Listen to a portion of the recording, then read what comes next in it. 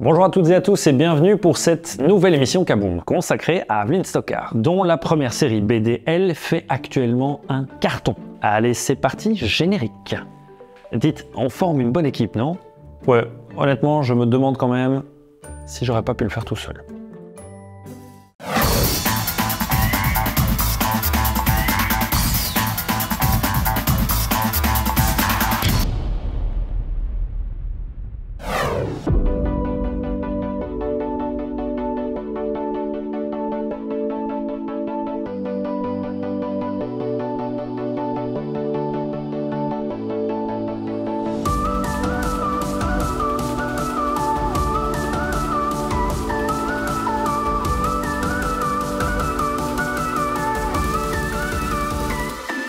Mon premier contact avec la bande dessinée, j'ai envie de dire que c'est quand j'en ai lu, mais en fait j'en ai lu très peu quand j'étais petite. J'étais beaucoup plus à regarder les séries animées à la télé.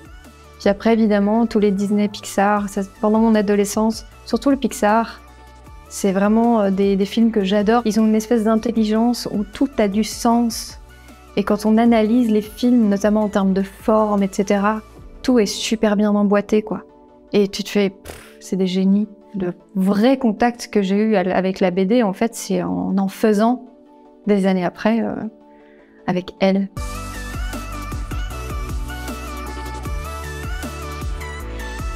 Mes études d'animation, en fait, en première année, on touchait un petit peu à tout.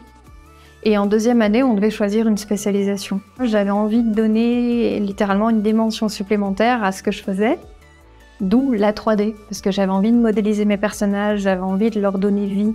Je trouvais ça fascinant, en fait, je trouvais ça magique. Après mes études, j'ai pas tout de suite trouvé où est-ce que je voulais aller, parce que j'étais très branchée pré-production. En fait, ce qui me plaisait, c'était la réalisation des personnages, la réalisation, créer des univers, des décors.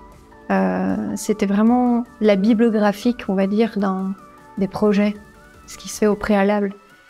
Et ça, pour trouver un job là-dedans, c'était très compliqué. Et donc, j'ai un peu louvoyé, j'ai fait des petits jobs à droite à gauche et j'ai réhumanisé ce que je faisais en reprenant des études en éducation spécialisée.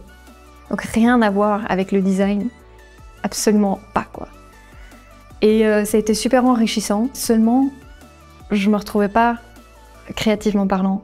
Ça m'épanouissait pas à ce niveau-là, ça me manquait quand même. Et en fait, dès lors que j'ai recommencé à dessiner, j'ai aussi pris conscience que j'allais pas y échapper au dessin. C'était ça qui m'appelait à chaque fois.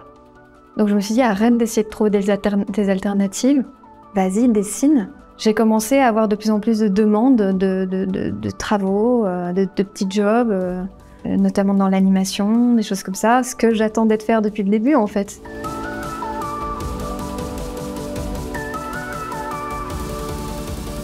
Le souvenir le plus marquant que j'ai en termes de travail, c'est quand j'ai reçu un mail et que je voyais @dreamworkstv.com. Et je fais attends, de quoi? Non, c'est pas possible.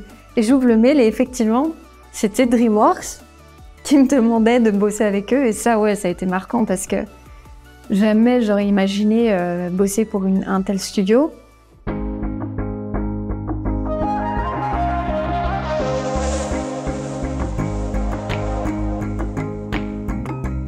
La BD, c'est assez marrant parce que je pensais pas en faire en fait. C'est un peu un hasard que je me suis retrouvée là.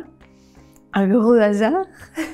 C'est Mathias qui m'a contacté en premier, mon éditeur Lombard. Il m'a dit voilà, j'ai vu ton travail, est-ce que ça t'intéresserait de faire de la BD? Est-ce que tu en as déjà fait? Je trouve que ton style pourrait être intéressant à explorer dans le médium de la bande dessinée. Et au départ, j'étais là, avec la maigre connaissance que j'avais finalement dans le monde de la bande dessinée, et la vision des classiques en termes de style que j'avais, mon style à moi est tellement différent de tout ça que je pensais pas que je pouvais y trouver une place. Et il m'a dit mais si, bien sûr, en fait c'est un médium qui t'appartient, tu en fais ce que tu veux, c'est un moyen d'expression que tu traites comme tu veux. Bien sûr, il y a des codes de narration, etc. Et en même temps, Kid me contacte aussi en me proposant, voilà, est-ce que tu as déjà fait la BD? Est-ce que ça t'intéresse d'en faire? J'ai un projet dont j'aimerais te parler parce que en explorant tes images, je pense qu'on peut aller dans plein de directions différentes. Et j'ai commencé à y penser différemment. Puis en fait, en faisant la BD, j'ai aussi ouvert la porte du monde de la bande dessinée et je me suis dit « Ah ouais, en fait, il y a tout ça, il y a toute cette variété qui est folle, enfin, c'est incroyable !» Et j'ai pu me reconnaître aussi dans différents ouvrages, et notamment Le Veilleur des Brumes de Daiso Tsumi et Robert Kondo, qui est une grosse référence pour moi en termes de roman graphique et de découpage, de couleurs, la manière de traiter la bande dessinée, parce qu'on a l'impression d'être dans un film d'animation. Et moi, c'est exactement vers ça que j'avais envie d'aller. Je me suis dit, mais en fait, c'est génial. On dit souvent que c'est le cinéma de papier. Alors, il y en a qui trouvent ça péjoratif. Moi, je trouve ça génial, en fait, de pouvoir se dire on est dans un film, quoi, qu'on lit, qu'on touche.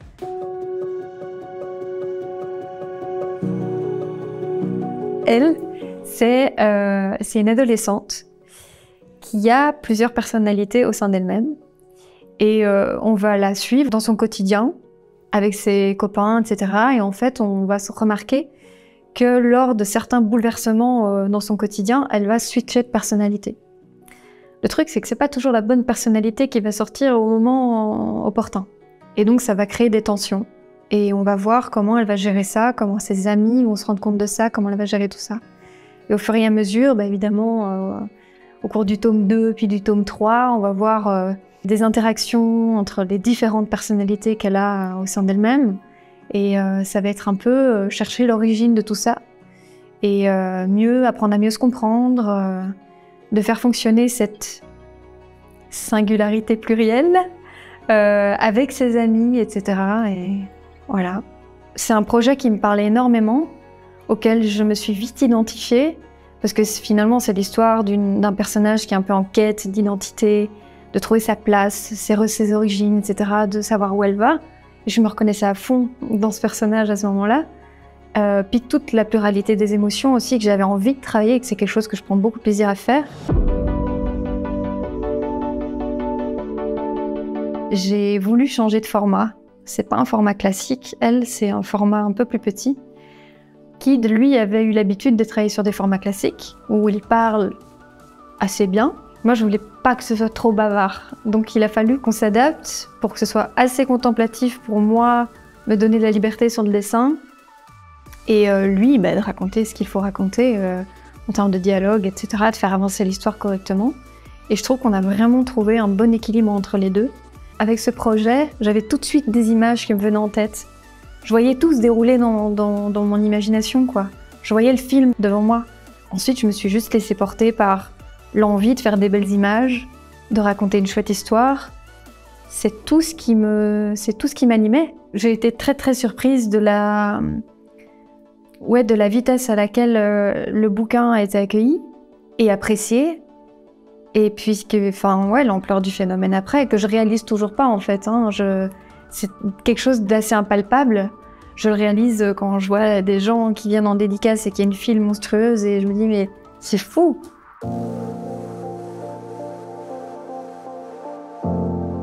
On a aussi des gens qui ont le trouble dissociatif de l'identité, qui nous ont dit c'est génial parce que ça aborde le sujet sans être un sujet, parce que on aborde ça avec beaucoup de... Enfin, c'est une fiction, donc c'est pas du tout un aspect clinique avec lequel on aborde cette histoire.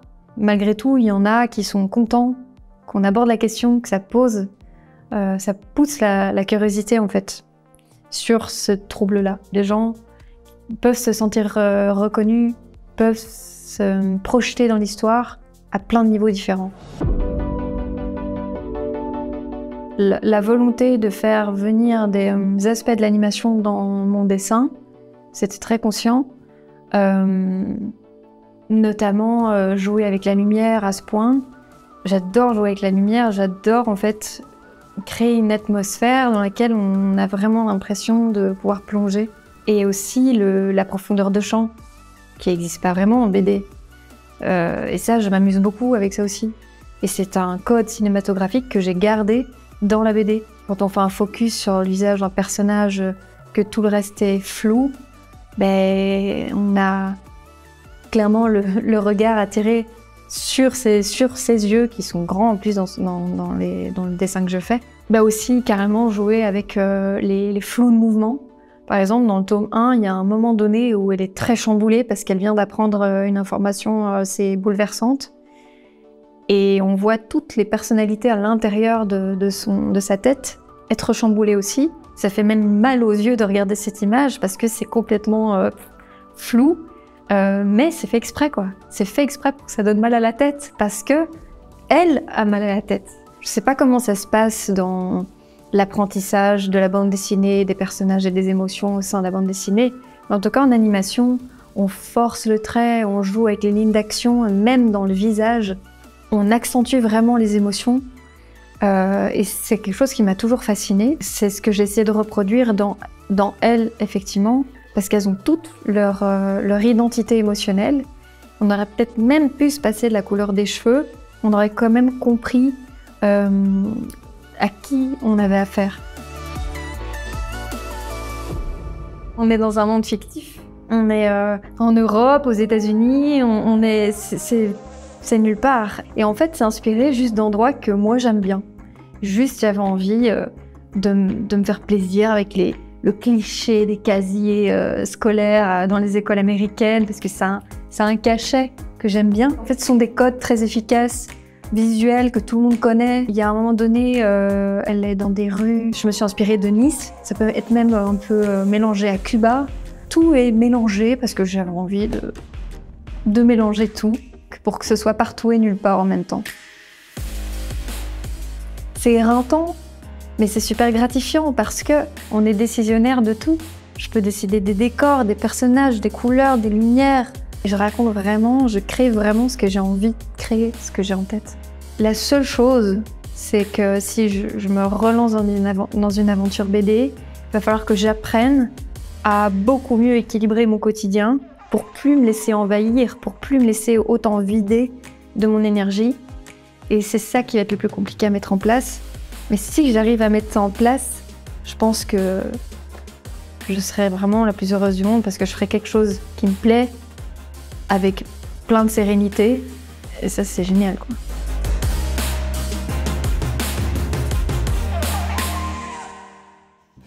Bon ben voilà, Kaboom, c'est terminé pour aujourd'hui. Et n'oubliez pas de nous retrouver sur les réseaux sociaux, évidemment. C'est moi qui devais dire ça. Moi aussi, je peux le faire, honnêtement. Mais non, toi tu bafouilles. Bon, moi les gars, je vais vous laisser parce que quand ça part comme ça, la situation devient très vite explosive et moi ça me saoule. On peut tout à fait se passer de toi. De toute façon, maintenant ici, le chef, c'est moi. Et pourquoi ce serait toi le chef, monsieur, alors qu'on avait tous dit que c'était mon tour? Oui, parce que je me souviens très bien que la dernière fois, à la petite réunion de groupe, on m'avait dit que ce serait moi.